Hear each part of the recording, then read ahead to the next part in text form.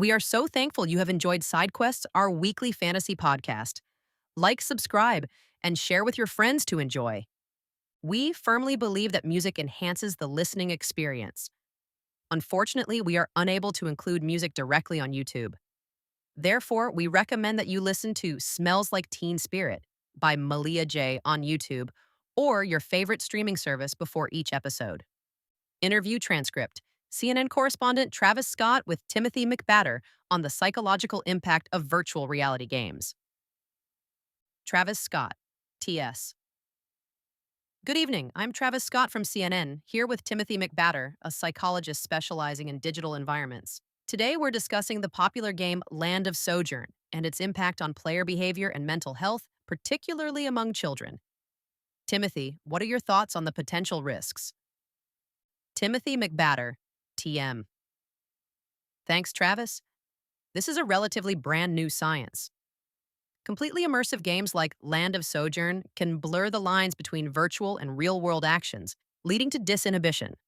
This means players, especially children, might engage in behaviors in the game that they wouldn't consider in real life, which can increase aggression and social withdrawal. Bye. That sounds concerning. What long-term mental health issues could arise from this disinhibition? TM. Prolonged exposure without guidance can lead to anxiety, depression, and a distorted sense of reality. It's crucial for parents to set limits and discuss the difference between virtual and real-world consequences with their children to mitigate these effects. Thank you, Timothy. As virtual reality evolves, understanding its impact on mental health is vital for protecting young players. Developers and parents both have roles to play in ensuring a safe gaming environment. Welcome to Part 2 of Episode 5, Adventure Guild Reprimand. I see that Kull the Conqueror and Knull the Destroyer have escorted you safely to us, said the female guildmaster. They are two of our top hunters in the guild and serve as our bodyguards when they're not out on missions.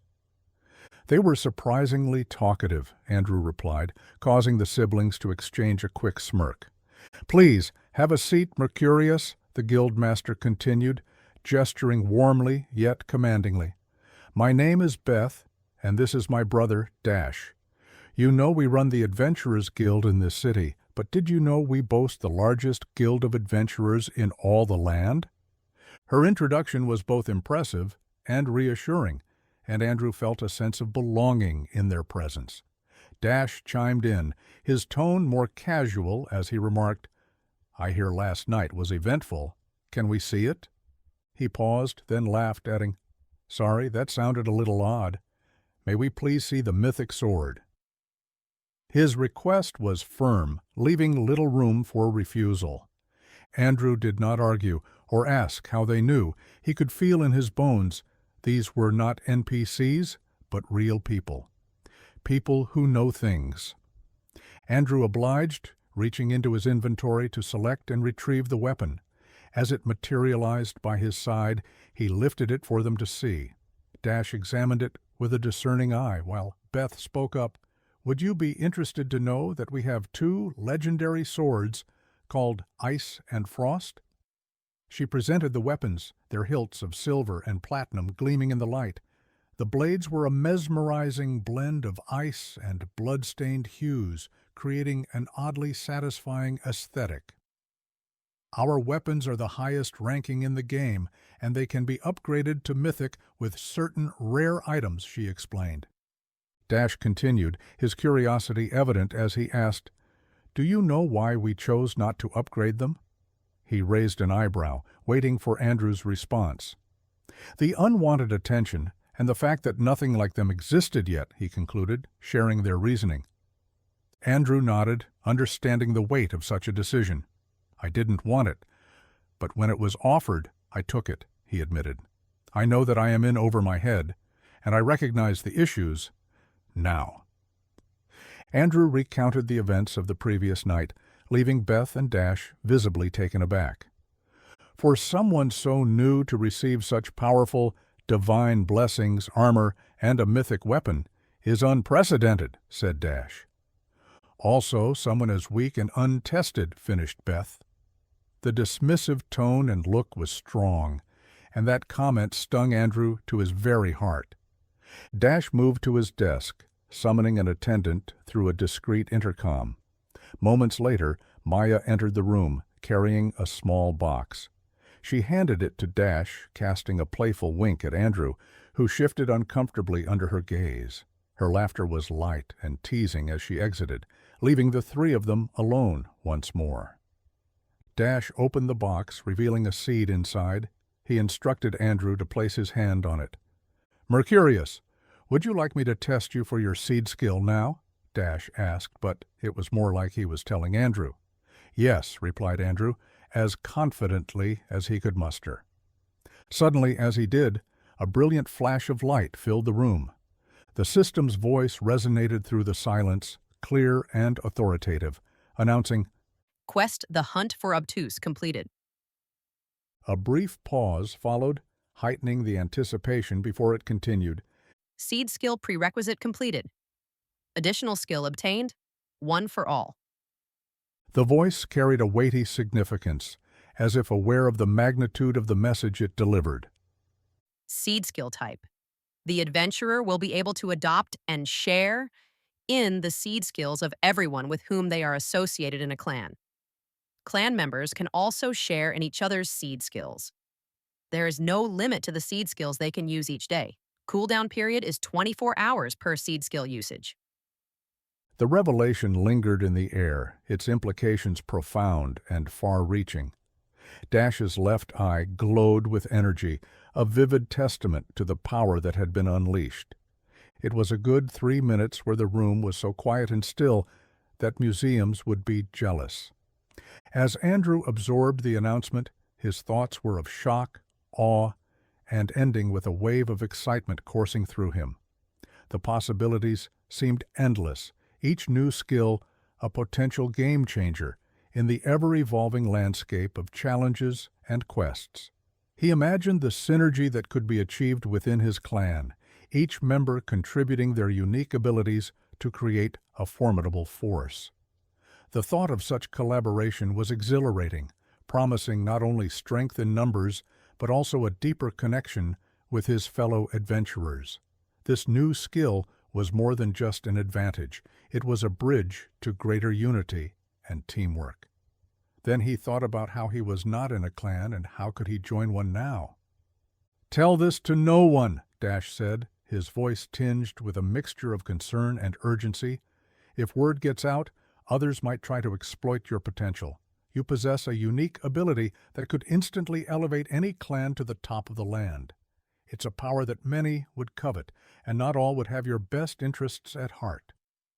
Dash paused, letting the weight of his words settle in. In the wrong hands, your gift could lead to chaos or manipulation.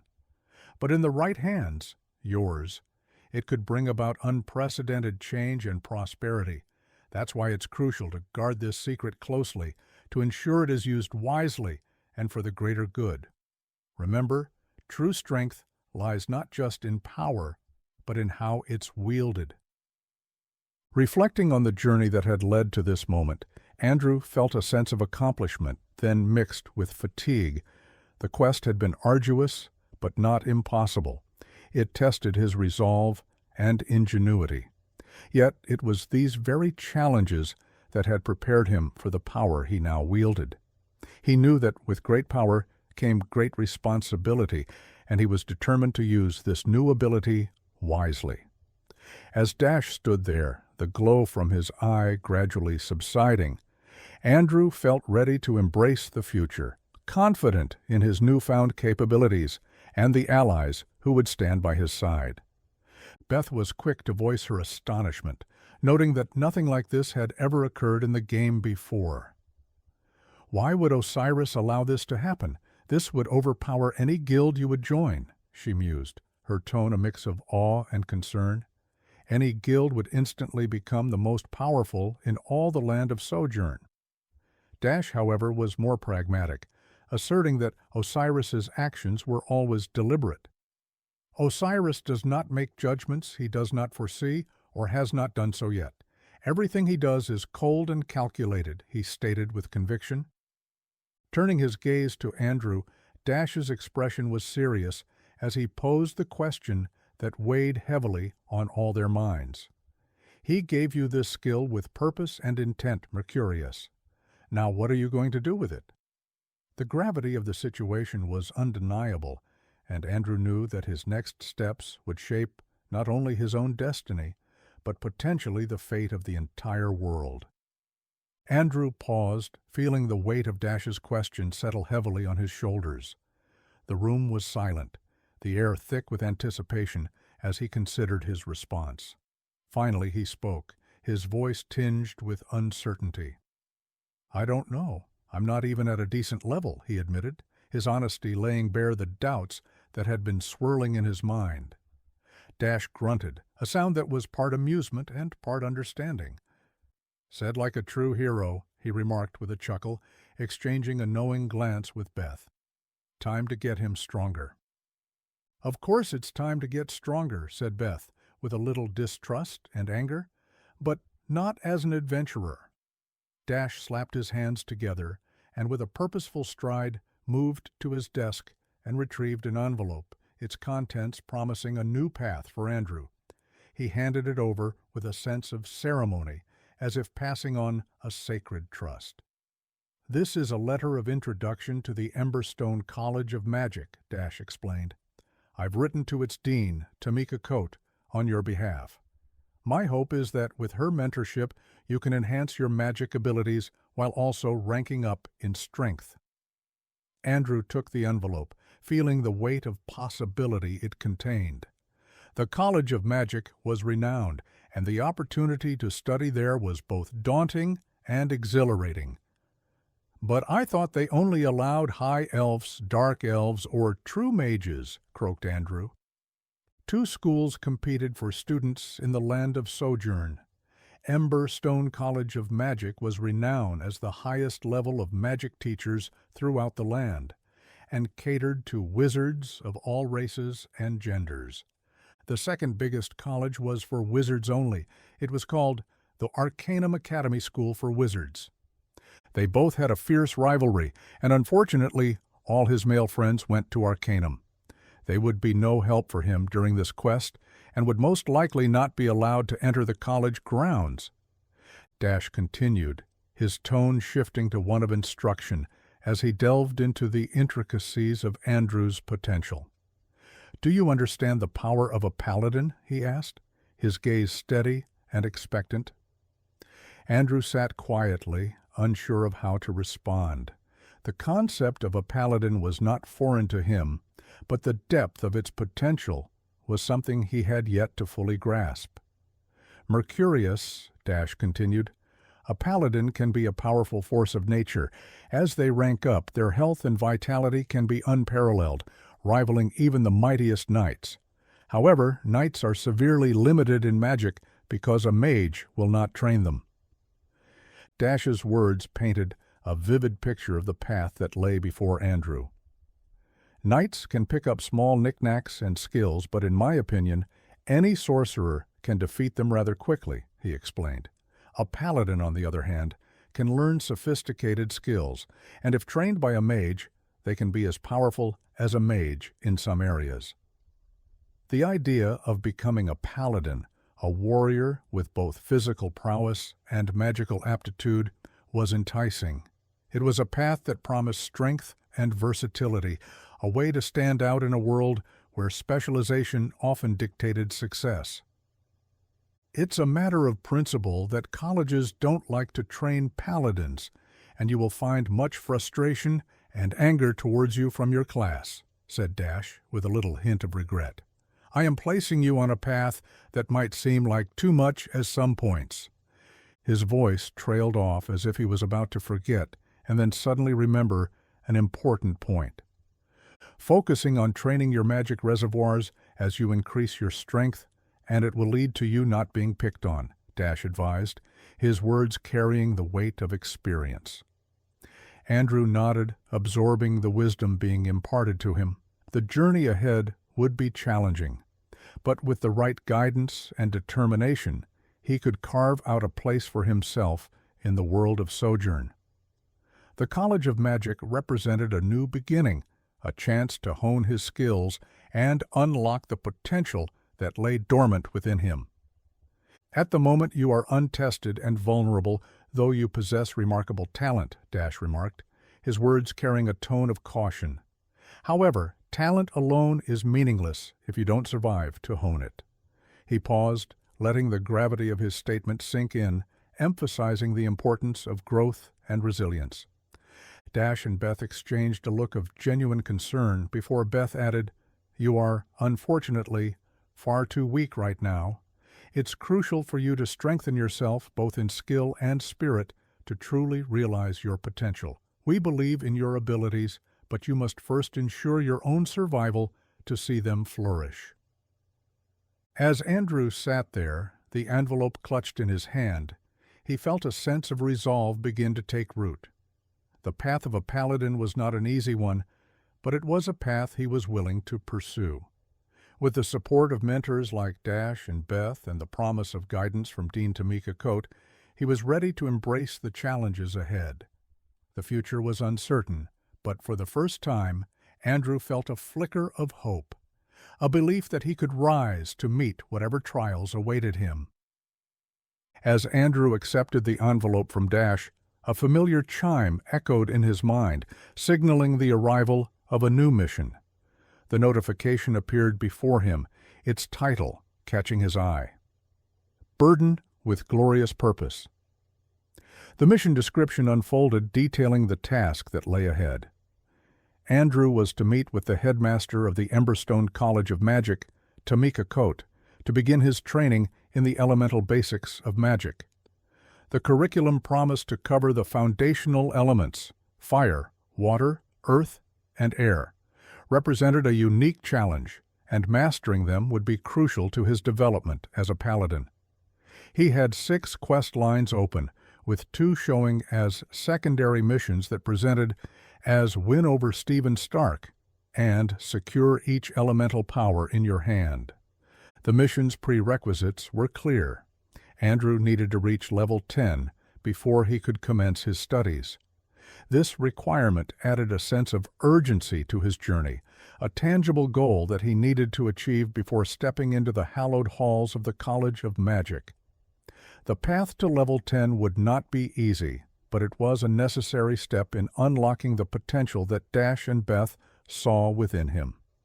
The prospect of learning magic was both daunting and exhilarating, a chance to expand his abilities beyond the physical realm and into the arcane. As Andrew considered the mission, a mix of emotions swirled within him. The responsibility of this new purpose weighed heavily on his shoulders, yet it also filled him with a sense of determination. The opportunity to study under Tamika Coat, a renowned figure in the magical community, was a rare honor. Her mentorship would be invaluable, guiding him through the complexities of elemental magic and helping him forge a path that balanced strength with sorcery. With the envelope in hand and the mission clear in his mind, Andrew felt a renewed sense of purpose. The journey ahead was fraught with challenges, but it was also rich with potential, a chance to transform himself into the hero he aspired to be.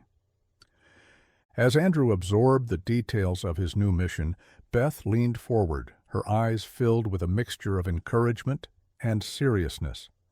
"Andrew," she began, her voice steady and reassuring, "understanding what it means to be a hero is the first step on this journey. It's not just about power or prestige, it's about sacrifice and commitment. The path you're about to embark on will test you in ways you can't yet imagine." Andrew nodded, feeling the weight of her words settle into his bones. "I understand," he replied, his voice carrying a newfound resolve. To be a hero means more than just completing quests or gaining levels. It's about making choices that benefit others even when it's difficult. I'm ready to face those challenges, and I promise I won't let you down. His gaze was steady, meeting Beth's with a determination that spoke volumes about his readiness to embrace the road ahead. Dash joined the conversation, his tone both supportive and firm. "We see potential in you, Andrew. That's why we're entrusting you with this mission, he said.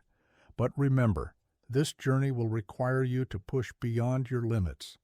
There will be moments of doubt and times when you'll need to rely on the strength of others. Don't be afraid to ask for help when you need it. His words were a reminder that even heroes need allies, and that strength often comes from the bonds forged along the way. Beth smiled, a gesture that was both warm and encouraging. We believe in you, Andrew. You have the heart of a hero, and we have every confidence that you'll rise to meet this challenge. The College of Magic will teach you the skills you need, but it's your spirit and determination that will truly define your journey. Her faith in him was palpable, a beacon of hope that lit the path before him. Andrew felt a surge of gratitude and determination welling up inside him. "Thank you," he said, his voice filled with sincerity. "I won't fail you. I'll give everything I have to this mission and prove that your faith in me is well placed." With those words, he accepted the challenge set before him, ready to embrace the sacrifices and commitments necessary to become the hero he aspired to be. The journey would be long and arduous, but with the support of his mentors and the strength of his own resolve, Andrew felt ready to face whatever lay ahead. With the conversation nearing its conclusion, Andrew paused, a lingering question on his mind. "What about bullies?" he asked, his voice tinged with a hint of uncertainty. "How do I deal with those who try to bring me down?" Beth and Dash exchanged a knowing glance before Beth spoke, her tone gentle, yet firm. "Who cares about them, Mercurius? Bullies are just noise in the background. Focus on your friends, the people who support you, and the hero you want to become. Remember, true strength comes from within and from the bonds you build with others. Let your actions speak louder than their words, and you'll find that their influence fades away." Dash nodded in agreement, adding, "Think of yourself as a beacon of light.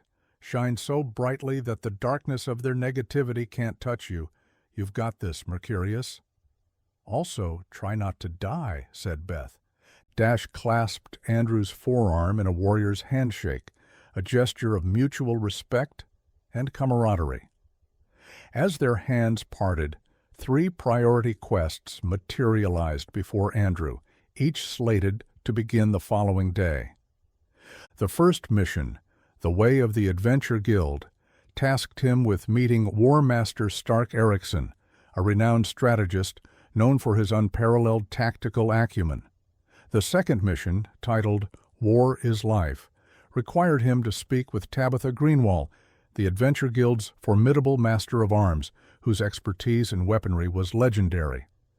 The final mission, Learn the Warrior's Way, called for an encounter with Huruk Nugrad, a seasoned veteran with a wealth of battle-hardened wisdom to impart.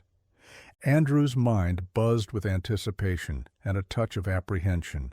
"Oh, wow," he thought, realizing that the coming days would be filled with challenges and opportunities for growth. Each mission promised to push his limits and expand his understanding of what it truly meant to be part of the Adventure Guild. With the envelope from Dash securely tucked away, Andrew stepped outside, only to be met by the intense gazes of Knull and Kull. "Hello, adventurer," Knull greeted him, with a hint of disdain in his voice. "We will escort you to our Adventure Guild shop before you leave. Your gear looks like piss and more piss," he remarked bluntly. Kull, with a broad grin that seemed almost comical on his Viking visage, added, "What my brother means to say is that you look like crap." "Oh, thank you for making that clear," Andrew replied, a touch of sarcasm in his voice. The escort was less of a gentle guide and more of a firm grip on his shoulders, depositing him directly in front of the shop. Although Andrew wasn't particularly interested in purchasing new armor or weapons from the Adventure Guild, he took the opportunity to stock up on essentials. He did buy a healthy supply of health potions and scrolls, and his eyes lit up when he discovered an exquisite scroll of lightning, which he promptly added to his collection.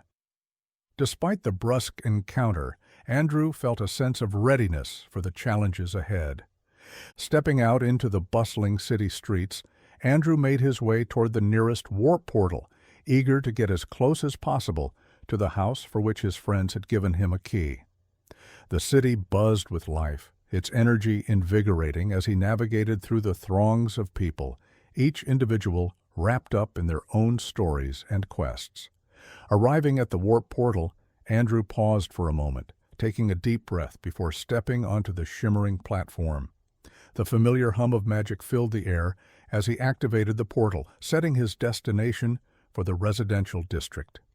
In an instant, the world around him shifted, the cityscape dissolving into a swirl of colors before solidifying into the vibrant scenery of his destination. He found himself standing before a street leading to an expansive section of the city known as the residential district. Here, houses ranged from castle-like structures to large apartment buildings. What struck Andrew as odd was the mix of modern amenities and rustic medieval designs, revealing that this area was more than met the eye. He clicked his light band to find his location, noting that his destination was about a 15-minute walk away. Setting off, he listened to music as he strolled, amused by the whimsical street names like Merkleberry, Bright and Tight, Griswold, and the Land of Make-Believe. Despite the humor, he appreciated the thought and structure behind each design. Finally, he arrived at his destination, a charming rustic building that reminded him of scenes from Harry Potter movies. Andrew pulled the key out of his inventory, and as he inserted it into the lock, it pixelated out of existence in a burst of light. A notification appeared, informing him that he had been granted full access to the Manor of Awesomeness. As Andrew stepped inside, he was amazed by the vibrant atmosphere of the house, accompanied by soft music playing in the background. The interior boasted a full kitchen, a large common area with cozy sofas and a television, all maintaining a cottage-like feel that contrasted with the building's exterior. The expansive backyard included a flourishing garden with various plants. The house featured multiple spacious rooms, each at least 25 by 25 feet, and one door bore a note pinned with a knife that read, "Andrew's Future Suite." Suddenly, Andrew felt a hand on his shoulder and turned to see Kyle, who greeted him warmly with, "Welcome home, bud." Overwhelmed with gratitude, Andrew hugged Kyle tightly, repeatedly expressing how amazing the place was. Kyle chuckled and offered to show Andrew to his new room, explaining that while he had access to the house, each room was individually locked to its occupant. He helped Andrew set up a key code for his room, ensuring that anything placed inside would be accessible only to him unless he chose to invite someone in. Andrew tested the lock, feeling a sense of security and belonging in his new home. As Andrew opened the door, he was greeted by a large, expansive room. The space was inviting, with a sophisticated menu system set up in the center, ready to assist him with his needs. The room was filled with potential, offering endless possibilities for customization and comfort. In the corner of the room stood a large chest, its design ornate and fancy. Gold and silver tapestries adorned the exterior, making the chest appear as grand as a piece of fine furniture. It was about the size of a sofa, commanding attention and sparking curiosity. "We kind of went crazy and bought this nice box," Kyle explained with a grin. He gestured toward the chest, emphasizing its unique features. "It has no weight restrictions and is indefinite, meaning anything can go in here. You can sort it or do anything you want and can fill it without worry."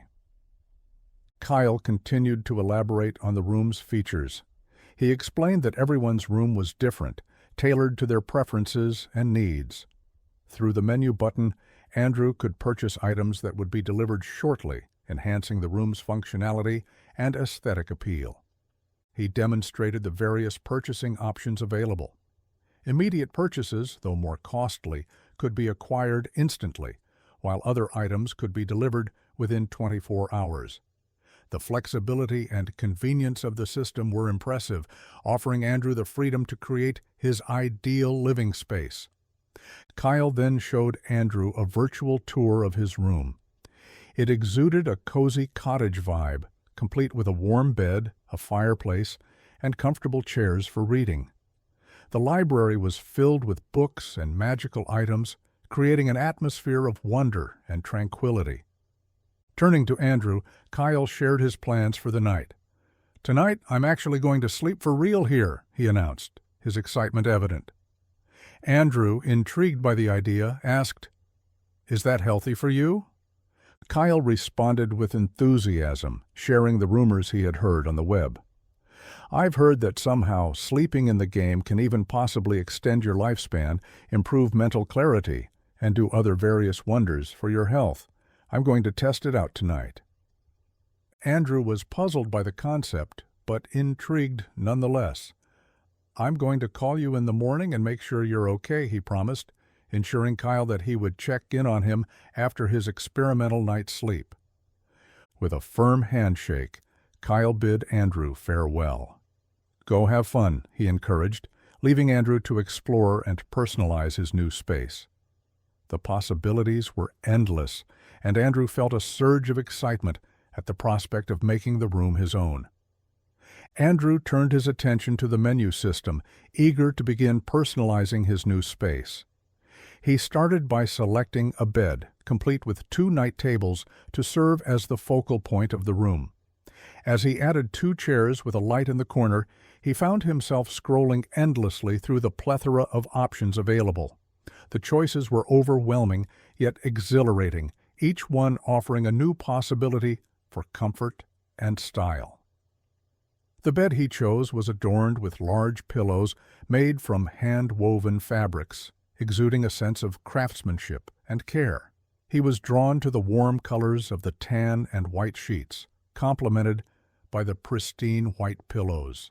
The blankets, soft and inviting, promised warmth and comfort, making the bed a perfect sanctuary for rest.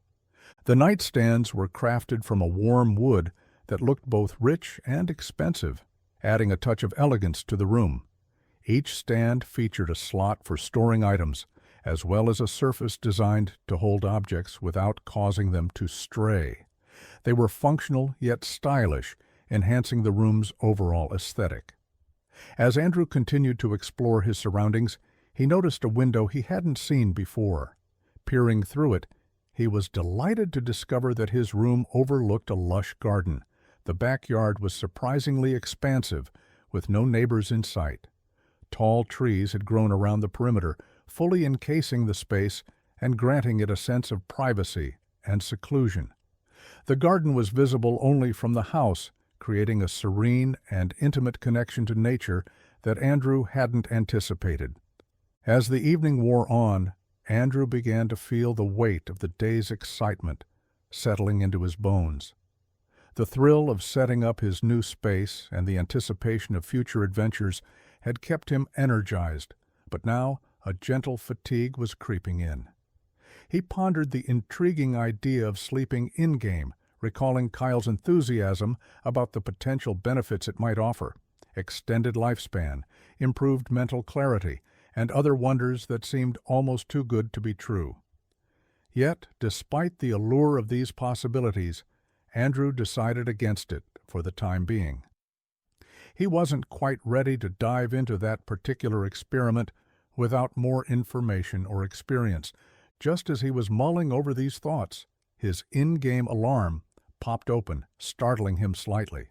The notification informed him that it was already midnight, a realization that made him chuckle at how quickly time had flown by.